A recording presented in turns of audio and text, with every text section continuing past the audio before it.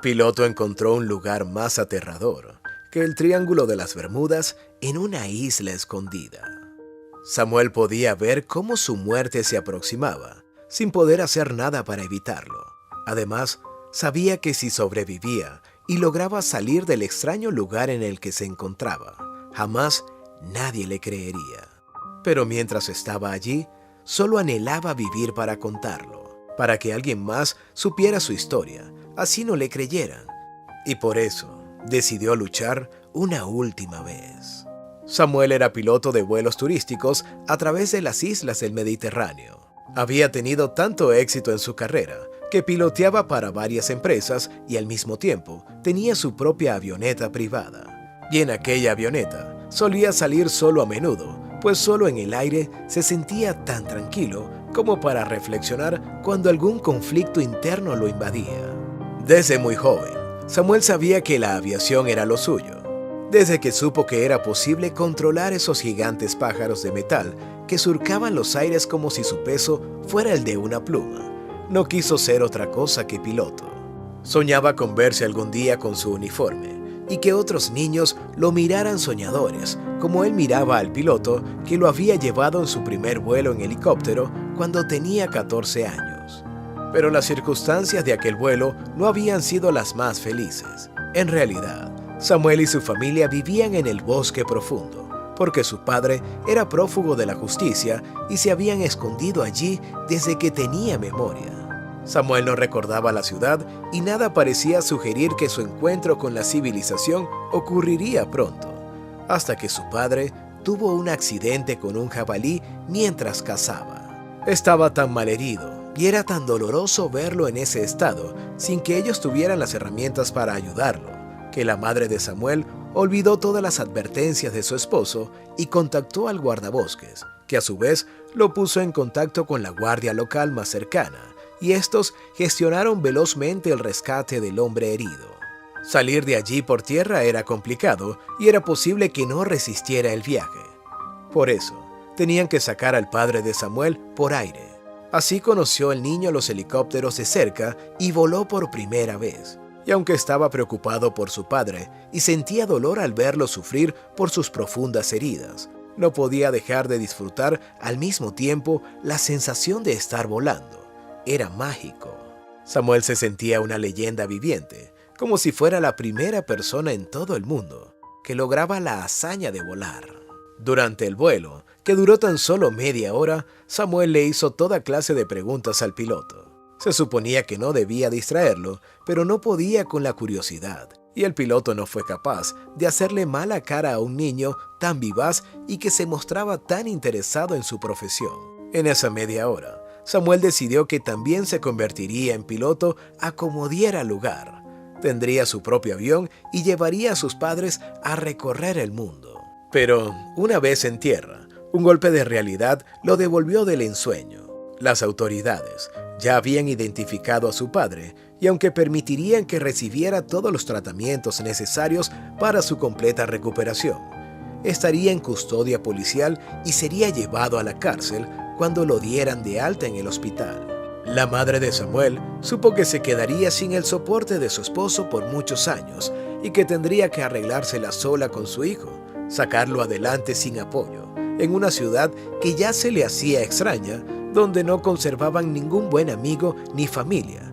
Pasaron 2 meses hasta que su padre fue llevado a prisión.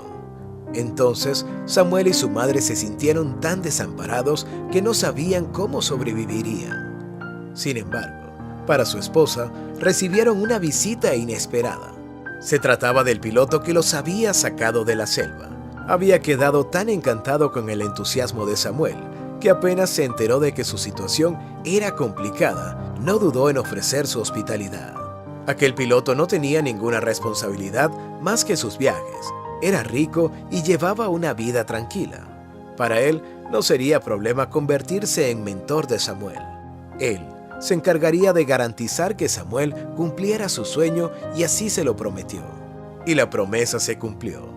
No solo pagó todos los estudios de Samuel desde su enseñanza básica hasta la universidad, sino que también les dio vivienda a ambos y los medios suficientes para su subsistencia.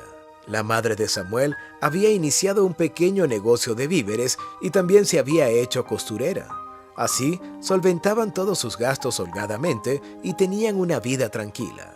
Así, cuando su padre cumplió su condena de 10 años de prisión, se encontró con su hijo Samuel, ya de 25 años, convertido en un joven y elegante piloto que en nada se parecía al niño delgado y algo encorvado que recordaba.